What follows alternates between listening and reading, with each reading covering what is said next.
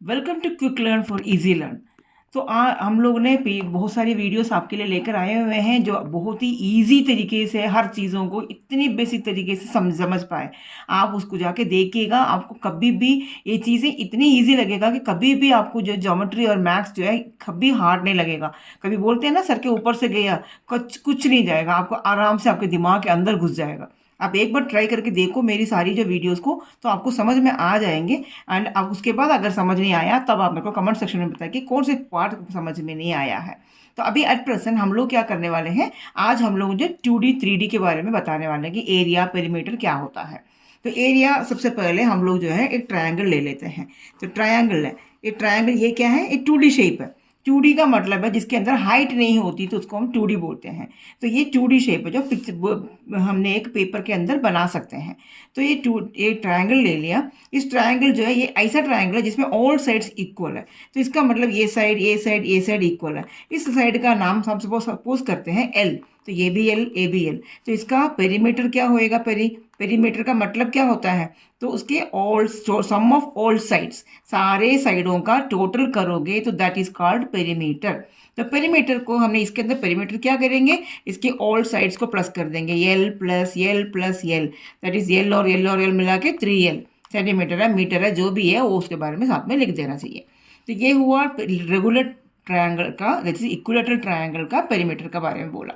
इसी तरीके अगर इसी ट्रायंगल में अगर ऑल साइड्स डिफरेंट है, जैसे कि एक ट्रायंगल ले लिया, इसका ये है, इसका बी है, इसका सी है, तो इस वाले केसेस में इसका पेरीमीटर क्या होगा, ए प्लस बी प्लस सी। इसको सारी साइडों को प्लस कर दो तो आपका पेरीमीटर आ गया।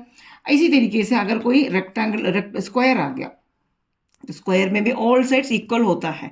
तो स्क्वायर में ये वाला एल है, ये एल है, ये एल है, ये एल है। अगर ऑल साइड्स इक्वल है तो इसका मतलब पेरीमीटर क्या करेंगे, L plus L plus L plus L, that is 4 into side. इसको हम 4 इंटू साइड भी बोल सकते हैं, 4L, that is 4 into side. ये होगा पेरीमीटर ऑफ स्क्वायर।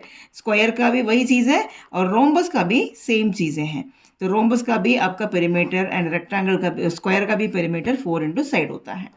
नेक्स्ट हम बना लेते हैं एक रेक्टेंगल। रेक्टेंगल है, इसका ये लेंथ हुआ, ये ब्रेड्थ हुआ। अगर रेक्टेंगल का ये लेंथ है तो ये भी लेंथ होता है, ये ब्रेड्थ है तो ये भी ब्रेड्थ होता है। तो ये हुआ हमारा एक रेक्टेंगल। रेक्टेंगल है तो इसमें इसका पेरीमीटर कैसे निकलेगा, पेरीमीटर का मतलब है L plus B plus L plus B, L B है ना, इन सबको प्लस करेंगे। एल और एल मिलाएंगे तो 2L, एल बी और बी मिलाएंगे तो 2B, that is 2 into length plus breadth. आपको बाई हार्ट करने की ज़रूरत ही नहीं है, 2L प्लस 2B, इसको बाई हार्ट मत करना। आप इसको इसको डायमेंशन के साथ में देख करके लर्न करना। अगर बाई हार्ट करने को रहोगे तो इतनी सारी फॉर्मूलास हो जाएंगी तो आपको बहुत डिफिकल्टी लगेगा और सारा सब कुछ आपको इतनी कन्फ्यूजन क्रिएट कर लेगा। तो ये हुआ है रेक्टेंगल का। इसी तरीके से रेक्टेंगल हो गया है, तो इसी तरीके से अगर पेंटागन लेंगे, रेगुलर पेंटागन है तो रेगुलर पेंटागन का ऑल साइड्स इक्वल है, तो इसका मतलब हम इसको क्या करेंगे, 5 इंटू साइड। तो अगर कोई रेगुलर पॉलीगन होगा तो उसके लिए हम क्या फॉर्मूला होता है, रेगुलर पॉलीगन, रेगुलर का मतलब आपको बता दिया है ऑलरेडी, ऑल साइड्स इक्वल। तो पॉलीगन का मतलब जितनी नंबर ऑफ, कोई मोर नंबर ऑफ साइड्स को पॉलीगन। तो अगर आपको सपोज करो 6 साइड, 7 साइड, 8 साइड, 9 साइड, तो उसके बाद हर बार एक लिख लिख के सारी साइडों को लिख कर प्लस करना मुश्किल है। उसके लिए एक शॉर्टेस्ट फॉर्मूला होता है, that is number of sides into length of the side. जैसे उसका अगर ये रेगुलर पेंटागन है, इसका अगर सपोज करो 4 सेंटीमीटर, तो सारे साइड्स 4 सेंटीमीटर का आएगा। तो रेगुलर इस पेंटागन का अगर फॉर्मूला निकालें हम लोग, पेरीमीटर निकालो तो क्या आएगा, इसका 5 साइड्स है। नंबर ऑफ साइड्स क्या है, 1 2 3 4 5 साइड्स इंटू एक साइड का लेंथ कितना है, 4, तो 5 इंटू 4 20 सेंटीमीटर है, तो सेंटीमीटर जो भी है। तो इस तरीके से हम इस फॉर्मूले को यूज़ करते हैं। रेगुलर पॉलीगन के लिए हमने n इंटू ए का फॉर्मूला यूज़ कर सकते हो। ये हुआ पेरीमीटर का, पेरीमीटर हो गया है। फिर इसके अलावा वन मोर है इसका नाम है सर्कल।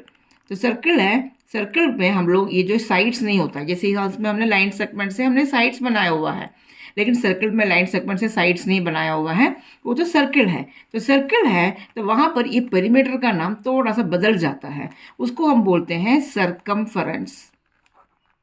सरकमफरेंस है, और इसके अंदर इसके सर्कल जब भी बनाते हैं तो उसका एक सेंटर पॉइंट तो होएगा ही, इसी सेंटर से ही हमें सर्कल बनती है। इस सेंटर से सर्कल तक का जो लेंथ होती है उसको हम बोलते हैं radius.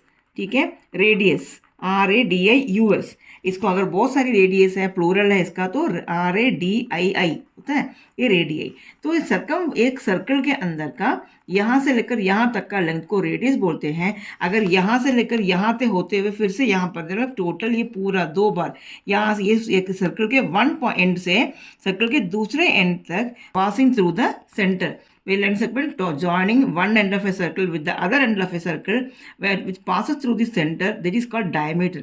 This is the longest chord of the circle.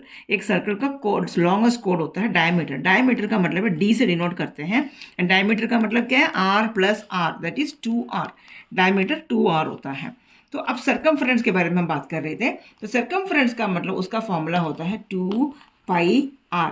पाई की वैल्यू, जब इसको पाई बोलते हैं, पाई का पाई मतलब पाई का वैल्यू क्या है, 22/7 और 3.14, ये कोई भी बोल सकते हैं।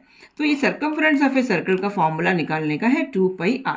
तो ये हुआ हमारा 2D के शेप्स का बता दिया है। तो हम लोगों ने आज जो है इसका हमने पॉलीगन्स के एरियाज के बारे में लर्न किया है 2D वाले का। अब हम लोग जो है नेक्स्ट जो है 3D के बारे में नेक्स्ट वीडियो में निकाल रहे हैं। सारी जो हमारा पॉलीगन्स का 3D से इसका कैसे कर्व सरफेस एरिया निकलेंगे, वॉल्यूम निकलेंगे, टोटल सरफेस एरिया निकालेंगे, इसका डेरिवेशन आपको अच्छे से, ताकि फॉर्मूलाज को बाई हार्ट करने की ज़रूरत ही नहीं पड़ेगा।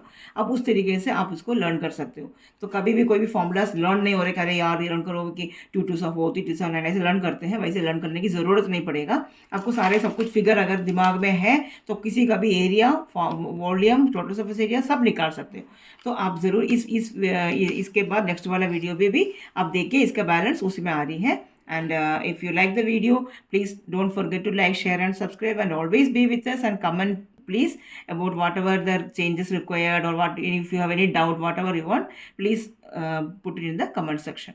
Always be with us. Thank you so much.